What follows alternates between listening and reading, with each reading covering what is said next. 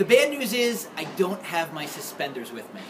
The good news is I'm in Israel, so I hope the view makes up for it. In this week's Torah portion, Yaakov, passes away.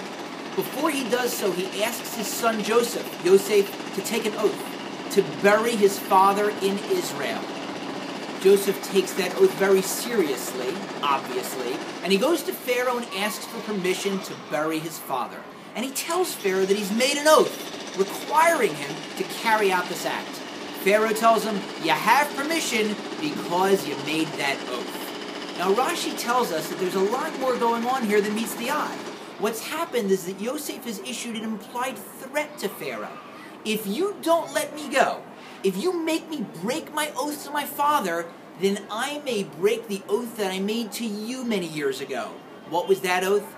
Pharaoh made Yosef promise that he'd never reveal that Yosef knew all languages, including Hebrew. Pharaoh knew all languages, but could not learn Hebrew. The revelation of that fact would be an embarrassment to Pharaoh, so Yosef was threatening him. But is that a smart thing to do? To threaten Pharaoh? In those days, in that place, that kind of threat would usually result in somebody's head rolling on the floor. So what's even more subtle going on here is the following. What Yosef's telling Pharaoh is this: up till now, I have never broken an oath. I am a man of my word. If I swear something, if I promise something, I keep my word. So Pharaoh, I don't ever want to break any oath.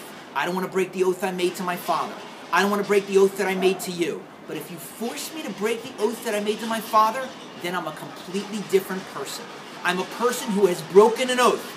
Maybe only once, but I've broken my word.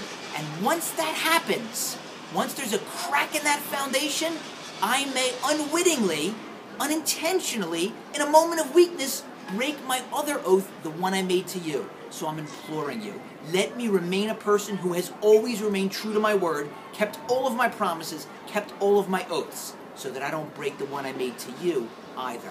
Pharaoh gets the message and says, okay. What a lesson for us. If even breaking our word one time can cause that type of crack in the foundation to change us from a person who keeps his word to a person who may or may not keep his word, how careful do we have to be that when we say something, when we promise something, we make good on our words?